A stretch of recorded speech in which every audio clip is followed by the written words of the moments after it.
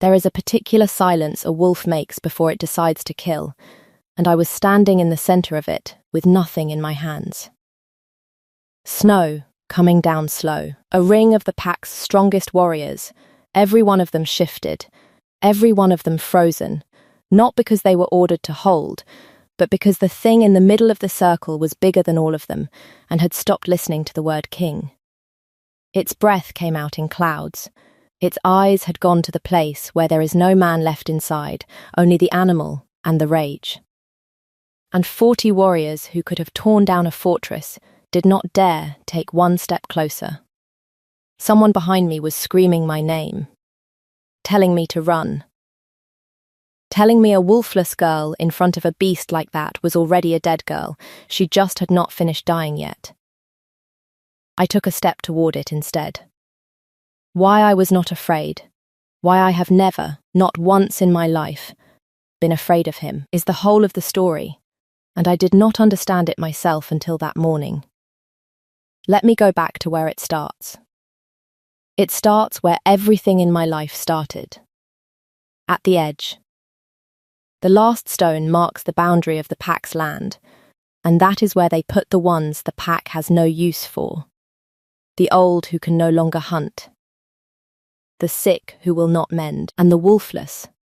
The children who reach the age of first shift and simply do not, whose wolf never comes, who are therefore not quite people in the way that matters here, where a person is measured by the animal that lives in their blood. I was one of those.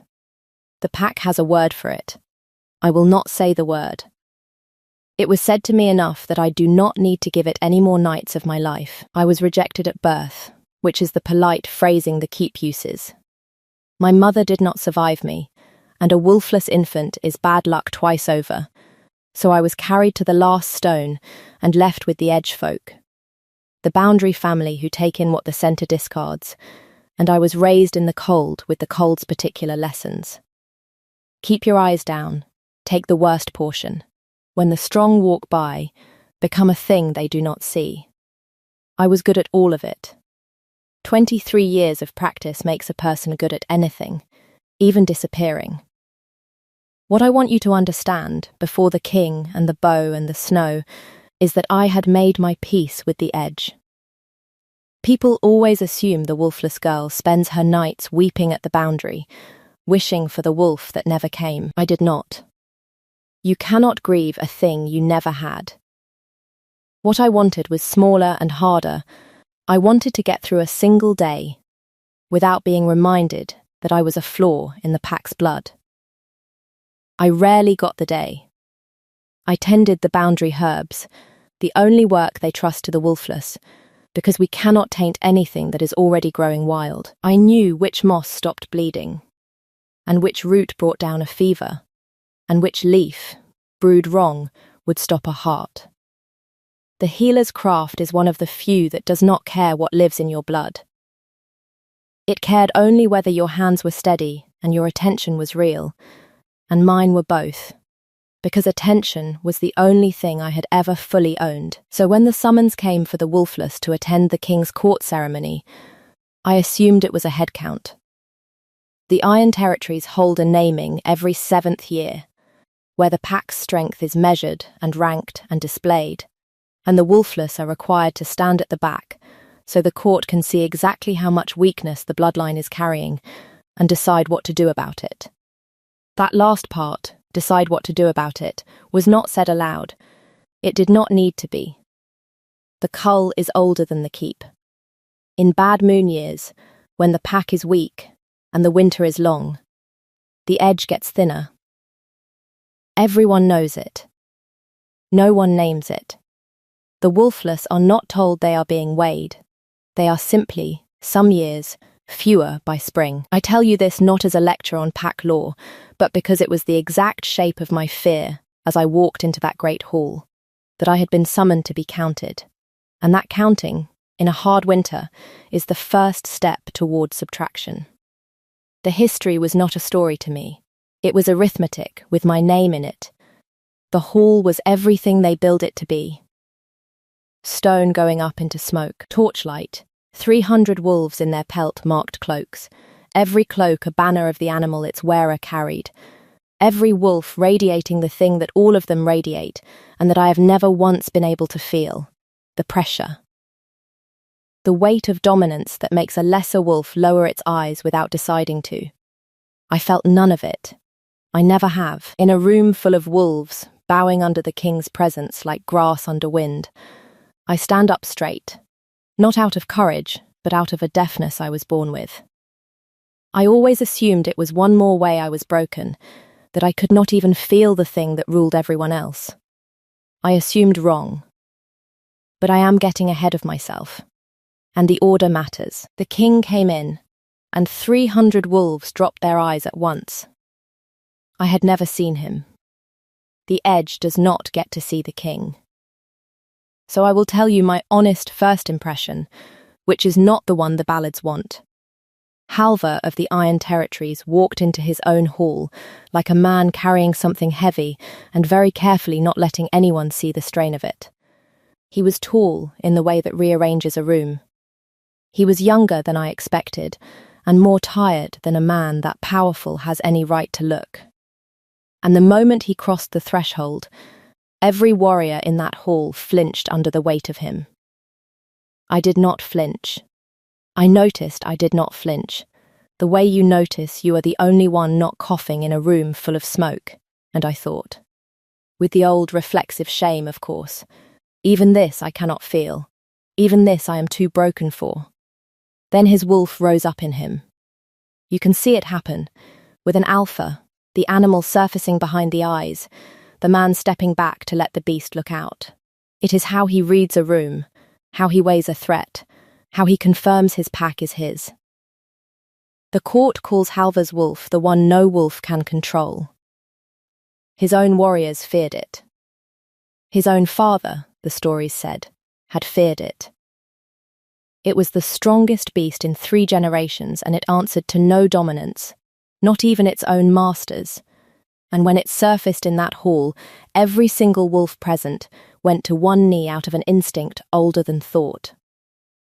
The beast looked across 300 bowed heads, and it found me, standing at the back, in the cold, in no cloak, the one head in the room that was not lowered, because I had never in my life felt the thing that lowers it. Then the king's wolf, the one that bows to no one, that knelt to no alpha, that his own father could not bring to heel, lowered its head. To me. The hall made a sound I have never heard a crowd make before or since. 300 wolves drawing the same breath. The king went rigid, the man surging back to the front of his own eyes, and across that whole vast room of bent backs and dropped gazes, Halvar of the Iron Territories stared at the wolfless girl his beast had just bowed to, with an expression I knew at once, because I had worn it my entire life. He had no idea why. He looked, in that moment, exactly as lost as I felt. And though I did not smile, you do not smile when 300 wolves are turning to look at you like you are a thing that needs explaining. Some small, buried, disreputable part of me thought, well, at least I am not the only one in this room who does not understand me. That was the beginning. Everything after it was the two of us trying to find out what his wolf already knew. If you have ever been the thing a room decided about before you opened your mouth, if you know what it is to be looked at as a problem to be solved rather than a person to be met, then stay with me. Because what his wolf did next, over the weeks that followed, his court could not explain, and his council could not forgive, and I am the only one who can tell you how it actually felt to be on the receiving end of a king who could not control the one thing everyone feared most. Stay at the edge with me. It does not stay the edge much longer. They could not send me back. That was the first crisis, and it was entirely the king's wolf's doing, by every law of the pack, after the naming the wolfless returned to the boundary. But when the guards moved to walk me out, the beast came down off the dais, the man visibly fighting it, jaw tight, a muscle working in his cheek, losing, and put itself between me and the door, and would not move, and the most powerful man in the Iron Territories had to stand in front of his entire court and pretend that this was his decision. "The wolfless one stays," Halvar said, in the voice that ends arguments. "As a healer. The keep has need. The keep did not have need. The keep had a perfectly good healer. Everyone knew it. He knew it. I watched him know it, watched him reach for a reason and come up holding only his wolf's refusal, and I understood, with a small, cold thrill, that I was watching a king lie to his own court, because his beast had not given him any other option. I will not pretend the weeks after were easy. They gave me a room inside the walls for the first time in my life, and walls I was not used to felt like a held breath. The court treated me as a curiosity at best, and a contagion at worst. The cloaked and the ranked stepped around me in corridors as if my luck might rub off. I kept my eyes down out of habit and my attention up out of survival, and I waited for the cull arithmetic to finish itself. Because a thing that cannot be explained is a thing that frightens powerful people. And frightened, powerful people tidy up. And the king's wolf kept choosing me. In front of everyone. That was the unbearable part, for him. It would wait outside the healer's quarters. At the high table it would turn its great head toward the back of the hall where I stood, ignoring the noble daughters arranged along the dais like a hand of cards. Once, in the council chamber, with the territory's most powerful lords assembled to discuss a marriage alliance, the beast rose mid-session, crossed the entire room, and lay down across my feet, and Halvar had to conduct the rest of the meeting with his wolf, using a wolfless herb girl as a hearthstone, his face a careful blank. His ears, I noticed, because I notice, going faintly red. He was, I came to understand, genuinely at a loss. This was not a man executing a seduction. This was a man whose own body had defected to a cause he did not understand, who apologized to me exactly once, stiffly, in a corridor, for my wolves, for the imposition, and could not finish the sentence, and left before I could tell him that it was the first thing in 23 years that had ever sought me out on purpose. I did not tell him that. Some things you keep, but I started watching him the way he could not stop watching me, and I learned to read the gap between the king and his beast. And the gap was where I found him. The midpoint, when it came in the archive, and it broke the story open.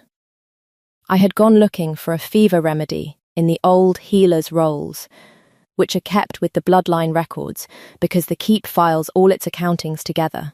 Who lived, who died, who was strong, who was culled. I was not looking for myself.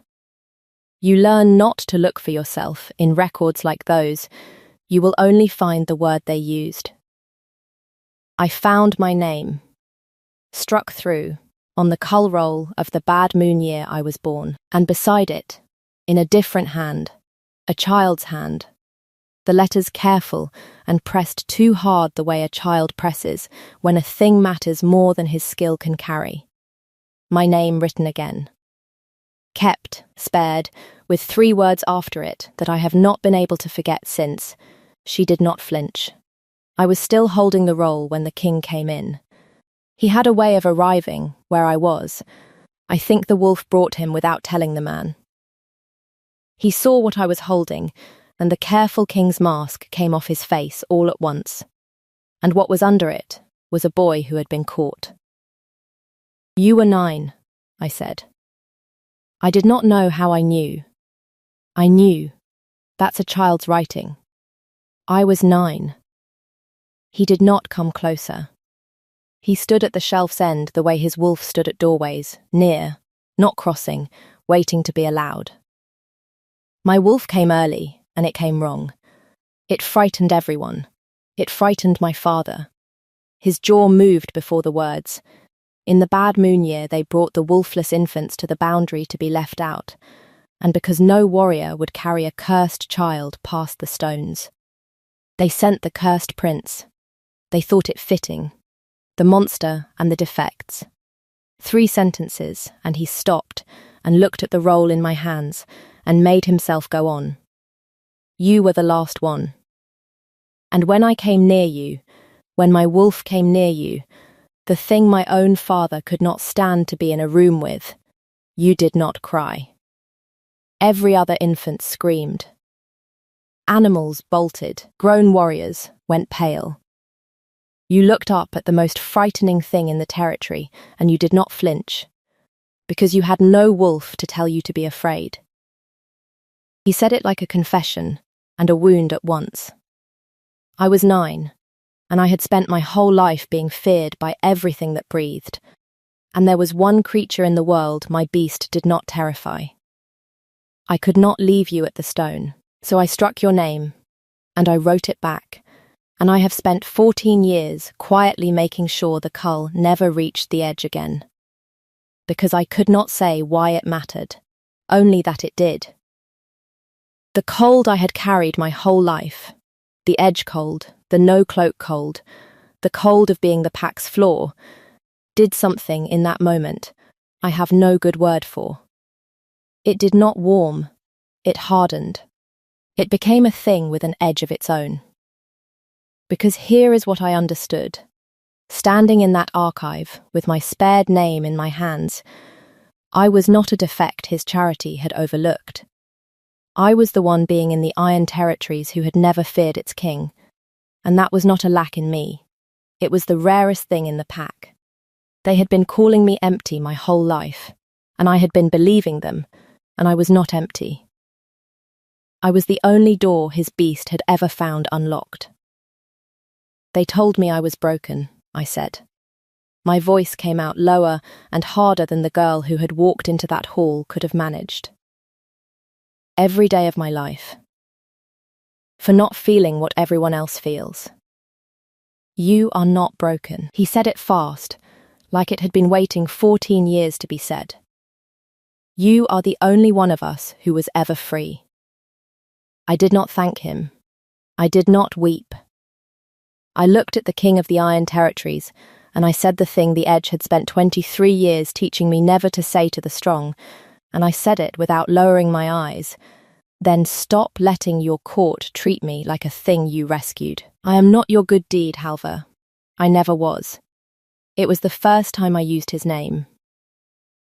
He heard it land.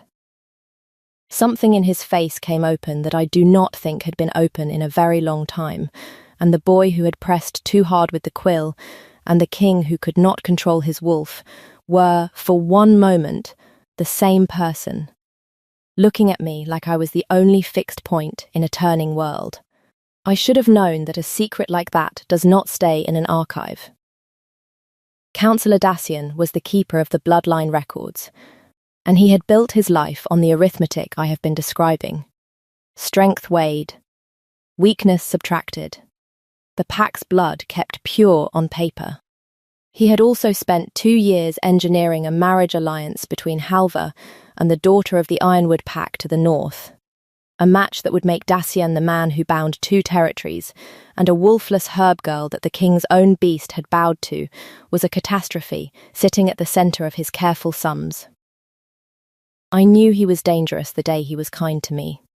The cruel ones, I could read. Dacian found me in the herb stores and praised my work, my hands, my discretion, and asked, gently, almost fatherly, whether I had considered how much safer my life would be back at the Edge, where no one would have cause to wonder what a wolfless woman had done to bewitch a king's wolf. The word bewitch, set down so softly. I understood the offer underneath it. Leave, and live, stay, and become a problem that gets solved. I did not leave. I had spent my whole life being subtracted from. I was finished volunteering for it. So Dacian did the arithmetic the other way. He could not attack me directly, the king's wolf would not allow it, and that was precisely the lever he used. If the king's beast was uncontrollable, if Halvar could be made to lose the animal in public, to let it slip into killing rage where 300 eyes could see that the Iron Throne sat on a man who could not master his own blood, then the council could declare him unfit, set the marriage alliance as the cure, and remove the wolfless witch who had unbalanced him. One move, and he won everything. He chose the midwinter naming feast to do it, where the whole court would witness, and he chose the one provocation he knew would break the king's control. Me. I have gone over that night 100 times, looking for the moment I could have seen it coming, and the truth is, I did see it. Too late by minutes, not hours. Dacian had me brought to the training yard under a false summons, and he had men there. His men, and he meant for the king to arrive and find his wolfless woman with a blade at her throat, because he had calculated, correctly, that nothing on this earth would make Halvar's beast slip its leash faster than that. The king arrived. The beast came out of him like a storm, coming over a ridge, all at once and total, and Dacian's men scattered. And that was the moment Dacian had built, the king of the Iron Territories, with no man left behind his eyes, the uncontrollable wolf loose in front of 40 witnesses he had quietly summoned to see it. The beast did not go for Dacian. It should have. Dacian had counted on the chaos, the indiscriminate rage, a body on the ground he could name as proof. Instead, the wolf put itself between me and every threat in that yard, and turned outward, snarling, enormous, gone past the place where the word king could reach it, and the warriors who came running could not approach, because a beast that size in full rage will kill whatever steps into the circle, master's wolf or not. Snow coming down slow. A ring of warriors, frozen. Someone screaming my name, telling me to run. This is where you came in. Here is what the court expected. They expected the wolfless girl to be the helpless thing in the centre. And they expected, those who had whispered it for weeks, that this was the moment my hidden wolf would finally come, that the bond would wake the beast that surely slept in me, that I would be revealed as the secret Luna the prophecies promised, power blooming up to match his. There was no hidden wolf. There has never been a hidden wolf. I want to be very clear about that, because it is the whole point, and the court got it exactly backward. I walked toward him with nothing in my hands, because nothing in my hands was the entire reason it could work. Every warrior in that yard carried a wolf, and every wolf in that yard was screaming at them to flee the rage in the centre, and so not one of them could take a step. I carried no wolf. I had no animal to tell me to be afraid. I was the one creature in the Iron Territories who could walk up to the most frightening thing in the world and feel nothing pulling me back, because I had been built that way, in the cold, at the edge, and they had called it a defect for 23 years. It was never a defect. It was the key. The beast turned on me as I came. Up close it was enormous, and it did not know me. The rage had eaten the part that knew me, and for one moment I felt the old magic of a wolf's dominance try to reach me the way it reaches everyone. A pressure, a cold driving toward my bones, the bond straining to put fear in a body that had no place to hold it. It pushed. I felt it push, the only time in my life I have ever felt that weight, and I understood it was trying to make me kneel like everyone kneels. I did not kneel. I had nothing in me for it to grip. I put my hand out, not to touch, just to offer, the way you offer the back of your hand to something that needs to decide about you, and I said the only true thing I had. There you are, I told him. I never flinched the first time either. I'm not going to start now. The beast went still.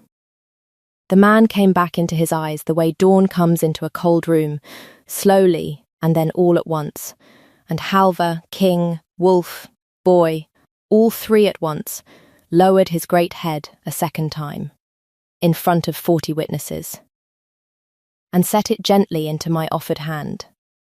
The bow that bows to no one, given twice, now, to the one person it was never afraid to be feared by.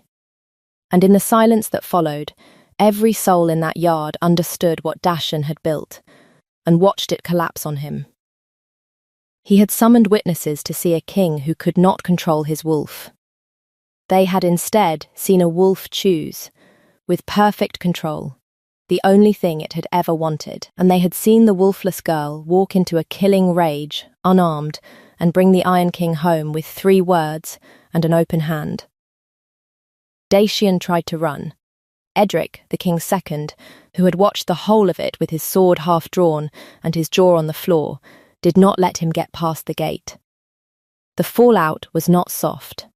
Power does not rearrange itself without friction. Dacian's alliance crumbled, and the Ironwood pack took the broken match as an insult, and there were tense weeks where the North rattled its borders, and the council muttered that the king had traded a strong marriage for a wolfless healer and might come to regret it.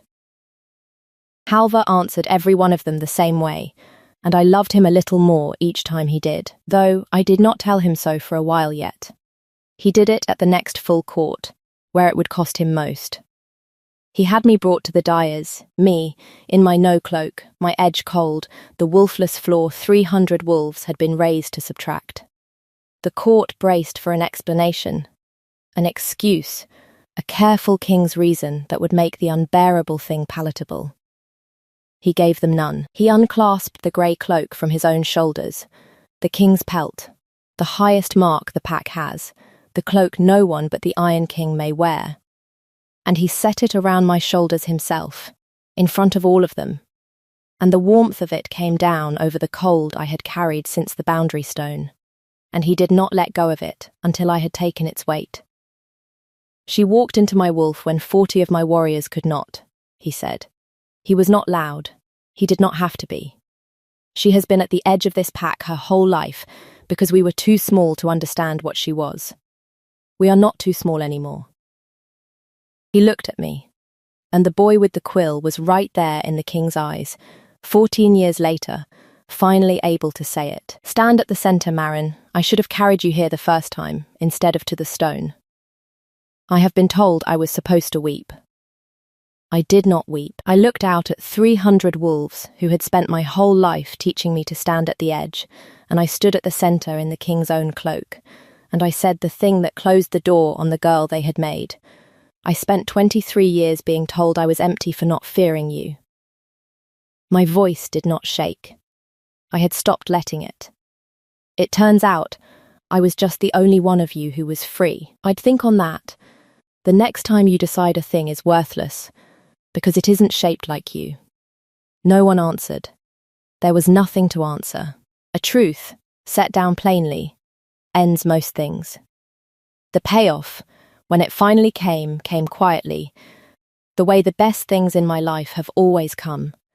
Not in the hall, not in front of the court, but later, at a window, with the snow going by. He told me, in words that cost him, and that I will keep for myself, that his wolf had chosen me at 9 years old, and that he had spent 14 years catching up to it by hand, and that he did not expect me to want a king who came to his own feelings that slowly. I told him I had spent 23 years being unwanted, and that I found I was not particular about the speed of being wanted now, only the truth of it. The kiss that followed was brief, and it was the first thing in my life I did not narrate to myself even once while it happened. I who narrate everything. I only knew it was him, and that for the first time I was warm. It is a year on now, as I tell you this. The cull rolls have been burned, all of them, in the great hall hearth, by the king's own hand, with the council made to watch. The last stone still marks the boundary, but no child is left there any more. The edge folk come to the keep for the winter now, and the hall has learnt to make room. I run the healers' quarters, and I have taken in 2 wolfless children of my own to raise, because I know exactly what they were told the day they were born, and I intend to spend my life telling them otherwise. I still cannot feel the pressure of a wolf's dominance. I never will. Halvar's beast still comes to me on the long nights when the crown is too heavy and the man needs to not be king for an hour, and sets its great head into my hands in the dark. And I do not flinch. Because I never have, and I finally know that this was never the thing that was wrong with me. It was the thing that was right. So tell me, do you think his wolf bowed because of the bond, the way the court decided afterward? Or because at 9 years old, on the worst night of his life, he found the one creature that was never afraid of him, and his beast simply never forgot? I have lived it, and I still go back and forth. I would truly like to know which one you believe, and if you want to hear what the Ironwood Pack sent across the border that spring, because a broken alliance does not stay quiet, and that is a whole winter of its own, comment The Last Stone, and I will tell you that one next. Stay with me. Pull your chair closer to the fire, wherever you are listening from tonight. There is room at the center now. There always should have been.